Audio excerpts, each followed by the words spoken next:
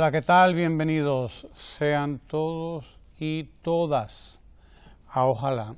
El presidente de la República ha respondido muy bien a toda esa gente que se ha atrevido en estos días a hablar de renuncia y cosas por el estilo, y que andan soliviantando el país por ahí.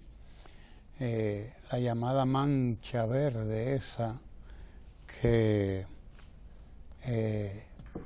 no sabe más que dar cuenta de en qué viven ciertos sectores en la República Dominicana. Gente que no construye, pero que quiere destruir lo poco que se construye, lo que hay. Gente que no hace nada, pero que vive oponiéndose a todo lo que hacen los que hacen. Gente que es capaz de cualquier cosa. De cualquier cosa. Vaya usted a ver en busca de qué. En busca de sus propios propósitos políticos. Porque son propósitos políticos los que andan detrás de toda esa gente que anda por ahí vociferando. Vociferando. Eso es lo único que ha sabido hacer, es lo único que sabe hacer, parece, porque además se ha mostrado incapaz, totalmente incapaz, de formar siquiera un movimiento político que pueda ser exitoso. Hasta eso. Hay gente que tiene 50 años en la lucha política y ha sido incapaz de formar una organización política que se dedique a trabajar para llegar al poder como debe hacerlo, como debía hacerlo. Han llegado a posiciones en algunas instancias del Estado, vaya usted a ver por cuáles razones uno u otro, no más de ahí. No han pasado nunca a ser ni siquiera una minoría a tomar en cuenta en las cámaras legislativas. Ni siquiera una minoría a tomar en cuenta. Y tienen 50 años, algunos más de 50 años en eso. Y no han pasado de ahí. Entonces anda vociferando por ahí en contra del gobierno, en contra del sistema político, en contra de todo, vociferando. Solo eso, vociferando, nada más saben eso, vociferar, dar voces, pedir, proponer, escribir, decir. No se le conoce una sola obra, ni se le conoce un accionar político que en 60 años, 50, 60 años que tienen algunos de esos vociferantes, usted puede decir, mire, llevó a éxito una organización política. No la dividió, no la convirtió en... no. Pero sin embargo se sienten con el poder, diría yo, con la autoridad, porque se arrogan o se abrogan autoridades también, que algunos se las reconocen, ciertamente, y se atreven a hacer este tipo de peticiones para escandalizar en estos medios, porque es en estos medios que pueden hacer escándalos. Más allá de San Cristóbal quizás nadie los conoce, nadie los ha visto, nadie los escucha. Pero es un grupito vociferante. El presidente les dio una respuesta. El presidente les dijo, déjenme trabajar. Eso es lo único que ha pedido el presidente y esa es su respuesta. Déjenme trabajar. Es decir, no molesten, no sean tan necios, déjense de necedades. Eso es más o menos lo que hay que interpretar de lo que plantea el presidente. Lo que necesita hacer un presidente es trabajar, y eso es lo que está haciendo la presidencia de la República. Viene trabajando prácticamente todos los días de la semana, y prácticamente todas las horas del día. No hay día que no se inaugure una escuela, no hay día que no se entregue un centro médico, no hay día, prácticamente no hay día que no se entregue una obra del Estado, una obra del gobierno a la comunidad. Póngase a revisar todas las informaciones de todos estos días y usted verá que se han estado entregando escuelas casi todos los días, que se han estado entregando centros de diagnóstico casi todos los días. Cuando no se entrega una cosa, se inaugura otra. Y así por el estilo, es decir, cuando no es el presidente, son los ministerios los que están haciendo el trabajo que tienen que hacer. Este martes el ministro de Educación inauguró el foro educativo, un foro por la paz en la escuela, un foro para oír a los jóvenes estudiantes plantear sus ideas, sus inquietudes sobre la educación que ellos están recibiendo, sobre la educación, el sistema educativo que ellos y ellas están viviendo. En eso ha estado, por ejemplo, el Ministerio de Educación, una labor formidable en estos días, aparte de estar acompañando al presidente en las inauguraciones de escuelas, que se han estado entregando por decenas en los últimos meses. Decenas de escuelas se han estado entregando en los últimos meses. Y no cualquier escuela, sino escuelas que entran de una vez en la jornada escolar de tan extendida. En esta misma semana se informaba la contratación de 4.000 maestros. 4.000 nuevos maestros que ingresan al nuevo año escolar y 2.000 y tantos más que quedan ahí para ser igualmente integrados al sistema educativo en la medida en que se vayan entregando las nuevas escuelas, los nuevos planteles del Sistema Nacional de Jornada Escolar Extendida. Y así por el estilo. Usted revisa y todos los días va a encontrar que se está haciendo lo que hay que hacer, trabajar por la República Dominicana, trabajar por el país. Ayer leía un trabajo del economista Andy Daguarre. Andy Daguarre decía al final de su trabajo, de su artículo de ayer, artículo de mucho peso por el análisis económico que hace, en los últimos 2 párrafos señalaba precisamente que toda esta necedad, lo voy a decir con mis palabras desde luego, toda esta necedad de todos estos necios que andan haciendo bulla en las calles para salir en los periódicos, porque es para eso que lo hacen, y para justificar el financiamiento que reciben. Vayan ustedes a ver por dónde se reciben ese financiamiento.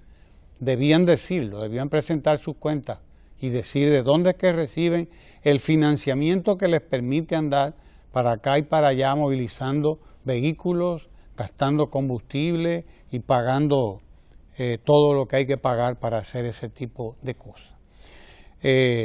Toda esa gente lo que está es escondiendo, tratando de esconder, de empañar un dato que es demoledor. Los últimos 25 años, los gobiernos y el partido que más aporte ha hecho al desarrollo del país lo es el Partido de la Liberación Dominicana. Yo particularmente doy un dato que nos permite a nosotros saber qué es lo que ha pasado en los últimos 20 años. En los últimos, del 1996 al 2016, van 20 años. En esos 20 años, en el 96, el Partido de la Liberación Dominicana recibió un país que se manejaba con un presupuesto de poco más de 26.000 millones de pesos. Ese era el país dominicano, esa era la República Dominicana en 1996. Era un país que se manejaba con menos de 27.000 millones de pesos. Ese era su presupuesto. Ese presupuesto se estuvo manejando el doctor Balaguer, y los que estuvieron antes que el doctor Balaguer, en el 96, se manejaron con menos presupuesto que ese. Pero ubiquémonos en el 96. Ese era el presupuesto, repito, porque hay que repetirlo muchas veces, de la República Dominicana, porque ese era el tamaño de la economía de la República Dominicana probablemente. Ese era el tamaño nuestro en términos económicos, menos de 27.000 millones de pesos. Hoy, 20 años después, y a pesar de haber pasado por ahí el vendaval de los 4 años aquellos, del 2000 al 2004, que fueron años, sobre todo el 2003 y el 2004, años de endeudamiento del Estado, que hoy todavía está el Estado dominicano pagando el déficit cuasi fiscal, ahí a ese Banco Central, que fue el compromiso que asumió el gobierno del fraude multimillonario que se llevó a cabo 2003-2004, que quebró a varios bancos. Fraude multimillonario llevado a cabo por varios empresarios privados que quebraron ellos mismos sus propias empresas. Una corrupción espantosa, que ellos mismos quebraron sus propias empresas e hicieron prácticamente cómplice al Estado de una estafa, vaya usted a ver, que después tuvo el Estado que salir a resolver y tuvo el Estado que endeudarse para hacerle frente a esa crisis bancaria que quebró a varios bancos. Y a pesar de todo eso, cuando usted pasa el balance, la República Dominicana, a partir de 2004, volvió a empezar a crecer la economía. Y les repito, en los últimos 20 años, la República Dominicana pasó de tener un presupuesto de menos de 27.000 millones de pesos, es decir, 26.700 por ahí, eso era el presupuesto, pasó de ahí a tener hoy un presupuesto de más de 700.000 millones de pesos. Óigalo, porque eso es un dato demoledor. Eso es un dato demoledor. Quiere decir que la República Dominicana en esos 20 años ha crecido 30 veces más. En números redondos. En esos 20 años República Dominicana ha crecido casi 30 veces más de lo que era en el 96. Les repito la cifra para que la entienda. Presupuesto del 1996, cuando llega el PLD ahí, con el primer gobierno del doctor Leonel Fernández, 26.700 millones de pesos, más o menos. Eso era, menos de 27.000 millones. 27.000, óigalo. Porque hoy ese presupuesto es de 700.000 millones de pesos. Mire a ver cuántas veces caben 27 en 700, y eso le dará el tamaño de lo que ha crecido la República Dominicana en 20 años. Ese es el tamaño de lo que ha ocurrido aquí en la República Dominicana. Ayer nada más oía que las deudas que tiene España superan el 104% de su Producto Interno Bruto. Nosotros estamos aquí en un 37% en esa relación. Y esta gente que anda vociferando por las calles anda escandalizada. Puerto Rico hoy amanece con unas informaciones catastróficas sobre lo que es la economía puertorriqueña, aquí al lado de nosotros. La emigración es por decenas de miles de puertorriqueños emigrando hacia territorio continental, hacia Estados Unidos, Y claro, Puerto Rico no se está cayendo a pedazos precisamente porque tiene abierta esa puerta hacia Estados Unidos. Pero hoy Puerto Rico está cayéndose a pedazos con gente entregando los que habían podido conseguir financiamiento para comprar una vivienda, hoy están devolviendo las viviendas. Es una situación calamitosa que está sufriendo la economía puertorriqueña y sin embargo usted no oye allí todo ese vocinglerío que usted oye aquí, una vocinglería aspavientosa, vamos a pronunciar la palabra como debe ser, una vocinglería aspavientosa, soberbia, maleducada, dedicada a cualquier cosa y dispuesta a cualquier cosa, en un país que ha venido creciendo de una manera espectacular en los últimos 25 años, y yo no diría en los últimos 25 años, como dice el economista Andy Dawar, yo diría en los últimos 20 años, y de los últimos 20 años que van del 96 al 2016, óigalo bien, de esos 20 años, 16 años han sido de gobierno de un solo partido, el Partido de la Liberación Dominicana, que ha ganado las elecciones de manera incluso abrumadora, como las elecciones del pasado año, del mayo 15 del 2016. El presidente de la República, Danilo Medina, ganó esas elecciones con un 62%. Quiere decir que la gente sí sabe lo que ha estado ocurriendo en la República Dominicana en los últimos años.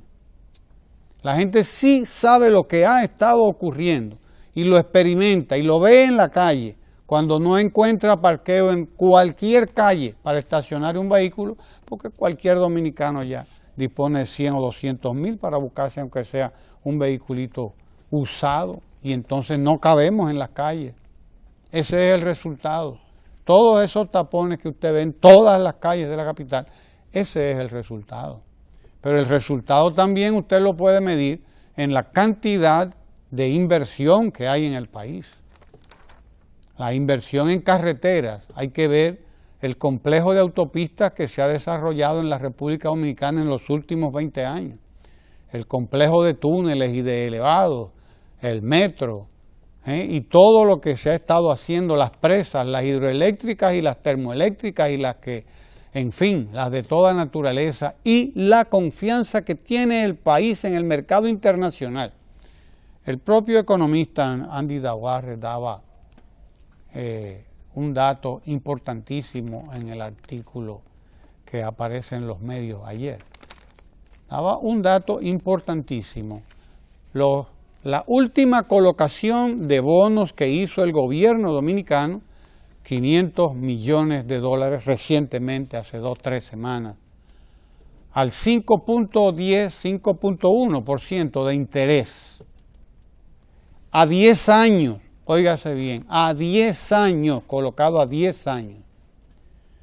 Lo que quería el mercado era que la República Dominicana colocara no 500, sino más, porque son de los bonos más rentables y más seguros actualmente en el mercado mundial.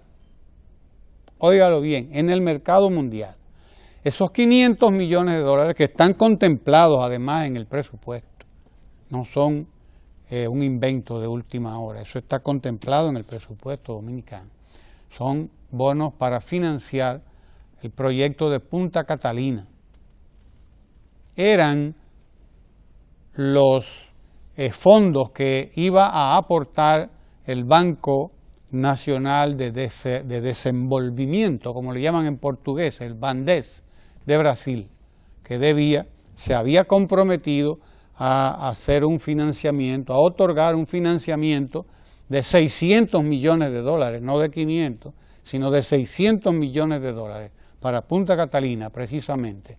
Pero como Brasil entró en la situación en que todos sabemos que entró, en la situación en que está, pues el Bandes suspendió el financiamiento, no pudo cumplir con sus plazos, pero el gobierno dominicano no podía poner a depender una construcción, un proyecto tan importante como Punta Catalina de el financiamiento de una institución que estaba acusando problemas precisamente porque la economía brasileña entró en una fase de crisis a la que la llevaron el nuevo gobierno de Michel Temer, resultado del golpe de Estado blando contra Dilma Rousseff. El gobierno dominicano dijo, bueno, si ese banco no puede, el gobierno tiene que resolver este problema y acudió al mercado internacional a colocar los 500 millones de dólares que ya todos sabemos, en vez de los 600 que iba a aportar el Bandes. Estos bonos consiguieron financiamiento a 10 años a la mejor tasa del mercado mundial, óigase bien porque se los arrancaron de las manos a los negociadores, fue así porque la oferta fue mucho mayor que lo que se estaba demandando. Y a 10 años se consiguió 5.10. El Bandes iba a financiar no a 10, sino a 8 años. Oiga usted, para que usted entienda de qué estamos hablando. El financiamiento del Bandes venía por 8 años, no por los 10 años a que el gobierno consiguió colocar los bonos para Punta Catalina.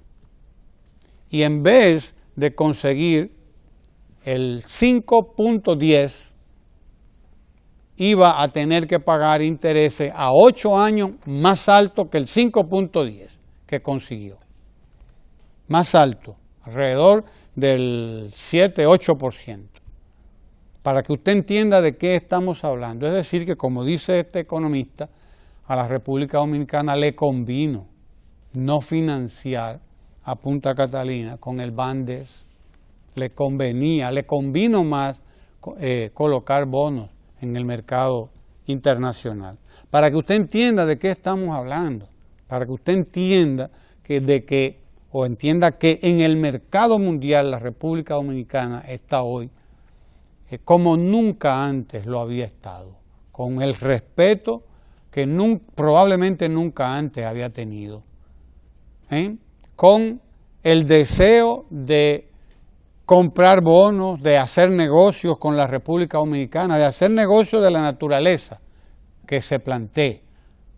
Entonces, es de eso que estamos hablando. Y a eso debían referirse estos señores vociferantes que andan por ahí diciendo cosas y a los que el presidente de la República les ha respondido muy bien, con una sola frase breve pero suculenta. Déjenme trabajar, eso es lo que les ha dicho. Déjenme trabajar, es decir, no anden molestando, no anden embromando a la paciencia, por Dios. Dejen trabajar el gobierno, dejen trabajar al presidente Danilo Medina, que sabe lo que está haciendo, Dejen al país que continúe creciendo, dejen al país continuar creciendo. No nos van a hacer lo que le hicieron a Paraguay. Hoy mismo sale una información que da cuenta de que el expresidente de Paraguay, Fernando Lugo, encabeza todas las encuestas de opinión en Paraguay para las próximas elecciones en ese país. Pero a Fernando Lugo le dieron un golpe de Estado blando, precisamente. Usted recuerda eso, doctor, ¿verdad? Así es. Fernando Lugo fue uno de los primeros presidentes que le dieron un golpe de Estado blando como este que plantea la mancha verde aquí. Como este que plantea esta mancha vociferante que anda por ahí con 3 o 4 pelafustanes pidiendo y vociferando cualquier cosa. Así es, a Fernando Lugo le dieron un golpe de Estado, que acusaban al pobre Lugo de cualquier cosa, De cualquier cosa lo acusaban, de que no tenía pantalones. Así mismo, como se lo estoy diciendo, búsquelo en Wikipedia. Usted entra a Wikipedia para que vea todo el proceso que se llevó a cabo contra Fernando Lugo, porque ahí está descrito, perfectamente descrito, cómo fue que se llevó a cabo el golpe de Estado contra Fernando Lugo. Ese golpe de Estado blando, que desde luego tiene una fase blanda, pero después tiene una fase dura. Porque lo que le hicieron al padre Lugo, porque era un sacerdote que había dejado de ser sacerdote para dedicarse a la política, porque desde la política es que se pueden resolver los problemas de los países. Y eso lo entendió ese sacerdote, el padre Lugo, que después que vieron que Lugo se inclinaba por el fortalecimiento de las organizaciones como el ALBA, como todas estas organizaciones del SICA, el Sistema Centroamericano y todo esto, es decir, se inclinaba hacia la concreción de la unidad de los pueblos latinoamericanos y de los gobiernos latinoamericanos. Algunos sectores se dieron cuenta de que eso no convenía y empezaron a conspirar contra él. Y eso es lo que quieren hacer aquí todos estos charlatanes, pero desde luego en la República Dominicana eso no prospera, porque esto es otra cosa. Y lo ha sido históricamente, esto es otra cosa. La respuesta del presidente, excelente. Déjenme trabajar. Señores, dejen trabajar a la gente. Súmense al trabajo, eso es lo que tienen que hacer, sumarse al trabajo.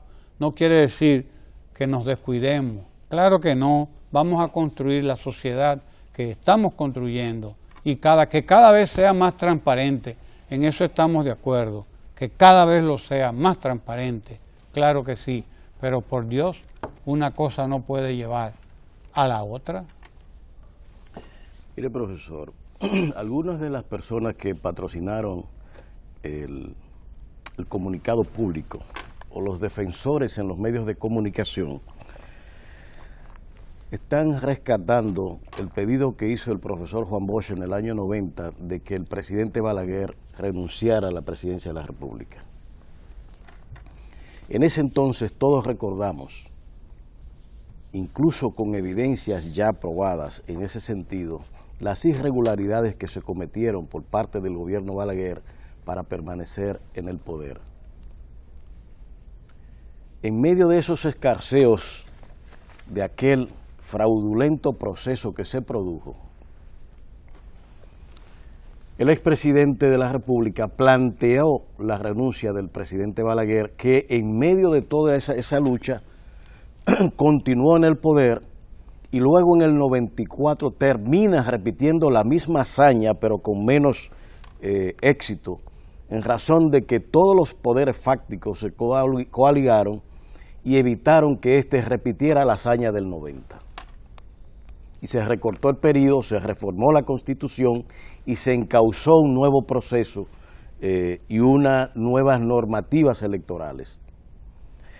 El presidente Balaguer, ciego, muy limitado y reducido, permanecía con las mismas ansias con que había empezado en 1966 al ingresar al poder. El profesor Bosch siempre decía que el presidente Balaguer seguiría aspirando hasta que cayera en la caja de muertos. Y así fue. Y así fue. Hasta el último momento estuvo aspirando, aún con todas esas limitaciones que tenía. De manera que el pedido de renuncia que se hizo en aquel entonces tenía un auténtico fundamento. Incluso hubo un momento de confrontación entre el representante del Partido Reformista ante la Junta Central Electoral, si mal no recuerdo, el señor Olivero, que cuestionado por algunos correligionarios de su partido, dijo: a mí que me dejen tranquilo porque si hablo, esto se cae. Queriendo decir de que lo que se hizo, en lo que él participó, darían pruebas suficientes de las irregularidades que allí se cometieron. Y él sabía todo el proceso en cada ciclo que se venía cometiendo en las elecciones nacionales. Todo eso apadrinado por muchos poderes fácticos, algunos que en el año 90 salieron a defender al presidente Balaguer. Y desgraciadamente hoy están callados y no han salido con la misma fuerza e ímpetu a defender el orden constitucional ante esta barbaridad, este galloloquismo que se ha cometido. Se quedan callados. Pues bien, no hay similitud entre este pedido a un presidente que ha ganado con un 62% y que desde el mismo inicio de la gestión se ha tratado de ilegitimizar, de prolongar la campaña electoral y convertirla en una acción política permanente de oposición, perturbando el ejercicio de gobierno del presidente Medina.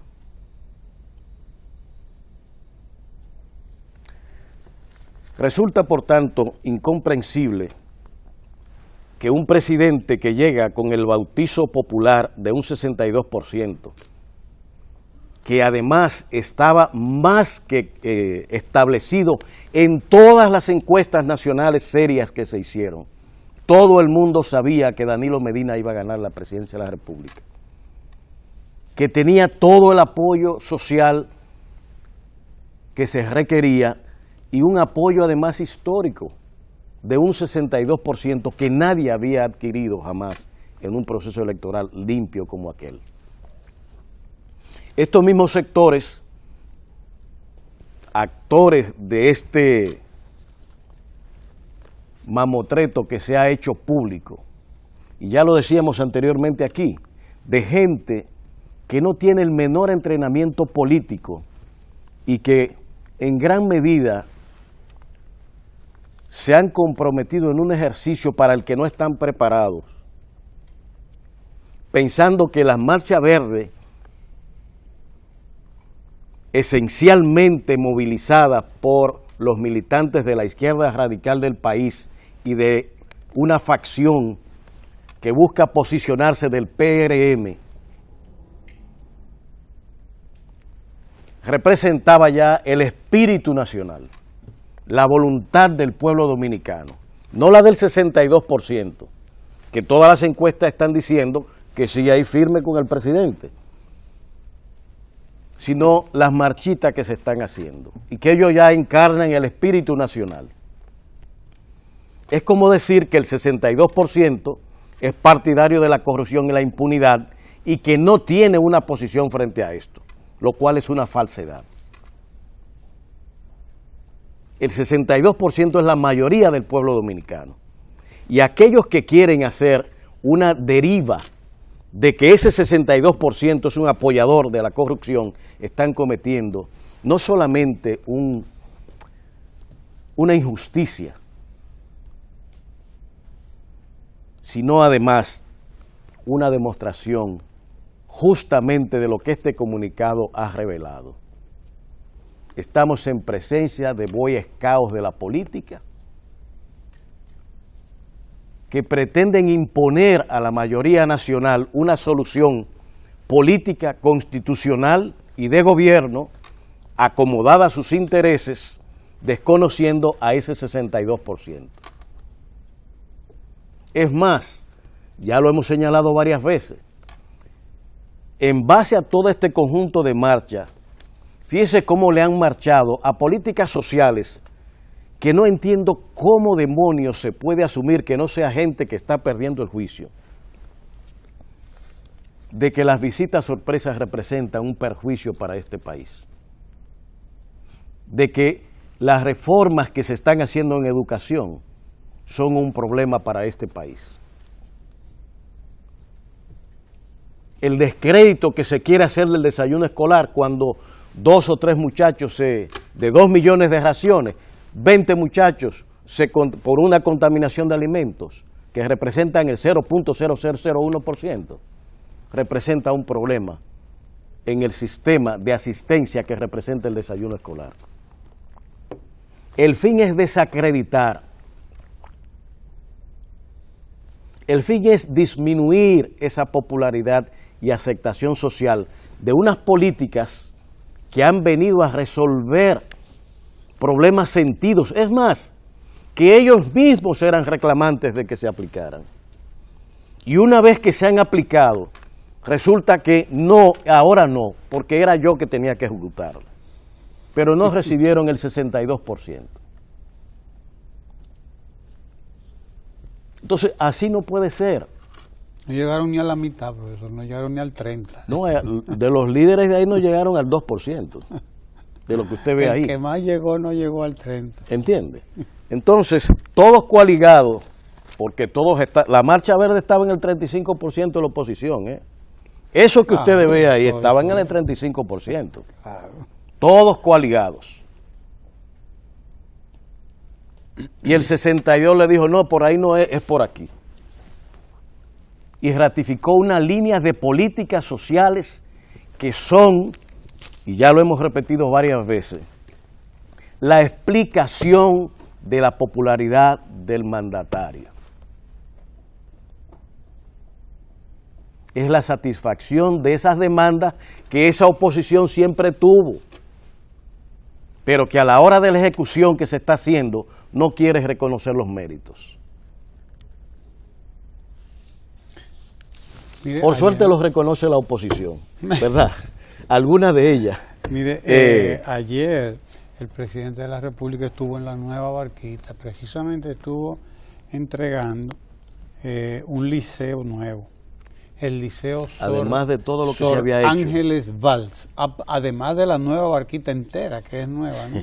Pero resulta que a la Nueva Barquita había que entregarle ya también sus instalaciones deportivas, su escuela, porque una cosa son las viviendas, otra cosa es todo lo otro. Hay una escuela de oficios que se va también a inaugurar próximamente, locales comerciales, etcétera, una serie de cosas que faltan ahí, que ayer ya el presidente de la República entregó el liceo, un polideportivo y un centro de atención primaria, diga usted. O sea, allí y una estancia infantil y una estación de policía.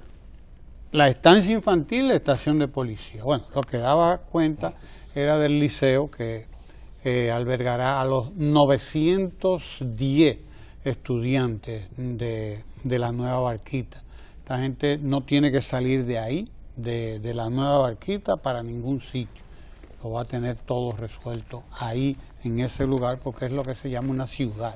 El concepto de ciudad, de un espacio donde la gente tiene resueltas todas sus necesidades. Pero quiero aprovechar.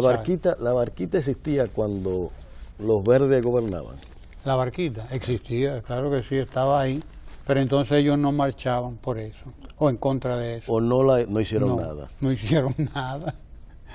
Pero mire, hay que, además de destacar esto, la entrega ayer de todas esas nuevas instalaciones a la comunidad de la Nueva Barquita, yo quiero destacar, antes de irnos a la agenda municipal, con Alfredo Carrasco, alcalde de Villa Jaragua. Ha dado un viaje largo ese alcalde para venir aquí a conversar de Villa Jaragua, en Neiva, para conversar con Francis Jorge. Pero antes de pasar a la agenda municipal, yo quiero destacar la posición de la República Dominicana en la Asamblea de la Organización de Estados Americanos, OEA. Quiero destacar la posición del pueblo dominicano, porque esa es la posición del pueblo dominicano y del gobierno de la República Dominicana, de plantearse la solución de los problemas de nuestros pueblos y de nuestros países en nuestros países y en nuestros pueblos. Que no vaya nadie a intervenir con agendas paralelas, agendas particulares, intereses particulares como los que tiene el señor Almagro y como los que tiene mucha gente ahí. La OEA por lo menos no ha podido tomar una decisión, no ha podido tomar una resolución en torno a Venezuela, como lo pidieron y lo pedían unos cuantos interventores que hay ahí, que están dispuestos a cualquier cosa para congraciarse. Vaya usted a ver con quién y con quiénes. La decisión y la participación dominicana allí, representada por el canciller dominicano, el ingeniero Miguel Vargas, es la que debe primar en esa institución. La no intervención en los asuntos internos de nuestros pueblos y de nuestros países. No debe haber intervención extranjera. Y si la OEA quiere intervenir, no solo en Venezuela, donde quiera, lo puede hacer, sí, pero para buscar la conciliación, para plantear la solución democrática y dentro del marco de respeto a la soberanía de nuestros pueblos, la soberanía de nuestros países. Esa es la realidad. Actualmente, leía ayer un informe de una organización internacional, una ONG de estas internacionales, no recuerdo el nombre, que decía que después de Siria, el país con mayor tasa de violencia y de crímenes debidos a la violencia lo es México. Oiga usted, en México en el año pasado, en 2016, hubo más de 20.000 asesinatos en México. Más de 20.000 asesinatos, fruto de la violencia social que hay, que padece México. Como la guerra civil de El Salvador. Exacto. Pero allí no hay una guerra declarada propiamente dicha, claro. En México. En México no hay una guerra declarada, eso decía el informe de esta organización internacional, una organización sueca, no recuerdo el nombre, voy a traerlo. Decía que lo que hay que destacar es que en Siria hay una guerra, que en Siria hay bombardeos,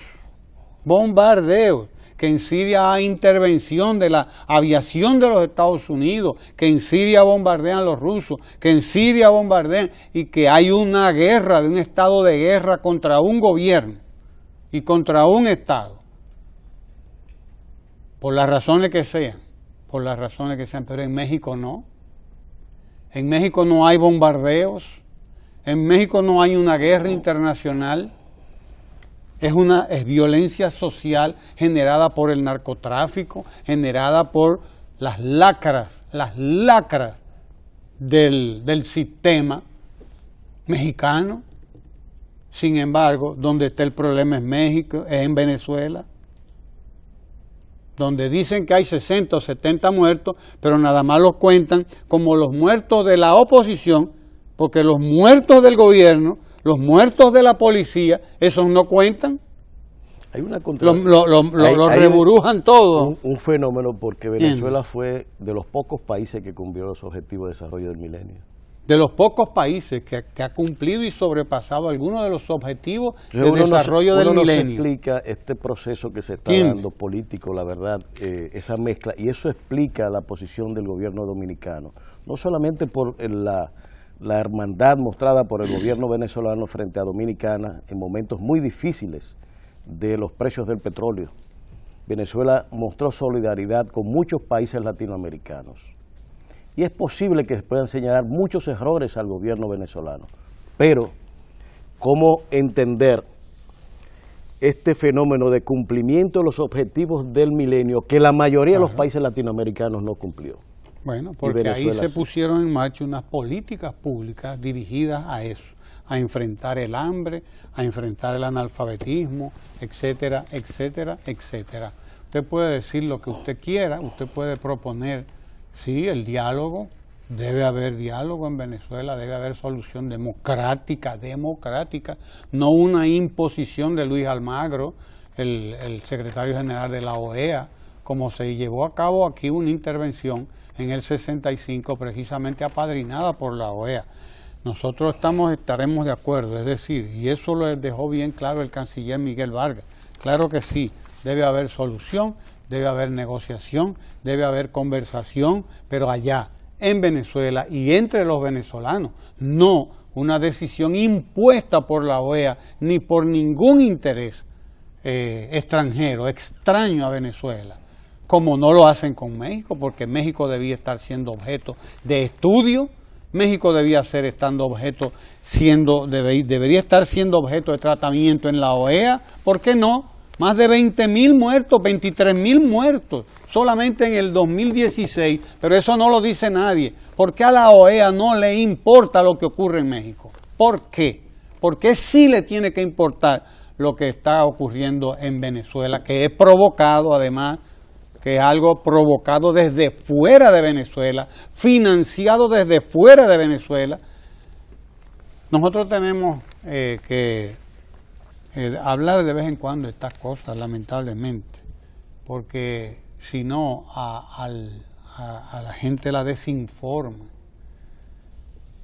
La información correcta es la que ha presentado el canciller Miguel Vargas, y nosotros debemos defender esa posición, que es la posición del pueblo dominicano, la posición de no intervención extranjera en los asuntos internos de ninguno de nuestros países. Esa es la realidad, y bueno, de eso habrá que continuar hablando, pero ya será en otro momento, porque ahora nosotros nos vamos a la agenda municipal aquí en Ojalá. Agenda municipal con nuestra querida Francis Jorge, quien tiene hoy de invitado a Alfredo Carrasco, que es el alcalde de Villa Jaragua. Hablemos de cómo están las cosas por allá por Villa Jaragua. Nos interesan todas nuestras comunidades, no importa lo cerca o lo lejanas que estén, nos interesan. Aquí al canal 4RD nos interesan cómo están nuestros pueblos, nuestras comunidades. Hablemos, conversemos con Alfredo Carrasco, alcalde de Villa Jaragua, y con Francis Jorge. No se mueva de ahí.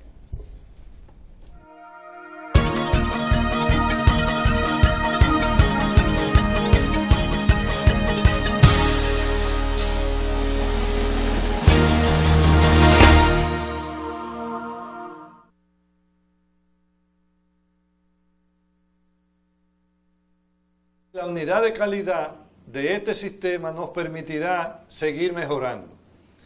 Con el monitoreo y la evaluación de todo el proceso, desde que se recibe la llamada hasta que se completa la atención, podemos detectar lo que está bien y mantenerlo, o lo que no está tan bien y mejorarlo. Esta unidad también mide el nivel de conformidad de quienes utilizan el servicio. A este respecto, podemos decir que entre los usuarios del 911 Zona Norte, el nivel de satisfacción promedio es de 86%. Durante los primeros 11 días de operaciones, hasta el lunes 19, las cifras nos indican que sí había necesidad de este servicio. Se han contestado más de 30.000 llamadas y se han atendido más de 2.000 emergencias. De todas estas, la Policía Nacional asistió al 40%, el personal de salud al 21%. Ambas suman más del 60%. Esto quiere decir que los dominicanos que viven en estos municipios ya tienen con quién contar en momentos de crisis de salud o de su seguridad. Además, el personal del Ministerio de Obras Públicas y Comunicaciones atendió a un 27% de las emergencias. Los agentes de AME auxiliaron en 6% y los bomberos en 4%. El sistema 911 Zona Norte es un ejemplo de que este gobierno continuará invirtiendo cada vez más en personal, infraestructura y equipos para salvar vidas todos los días y llevar tranquilidad a todos los hogares.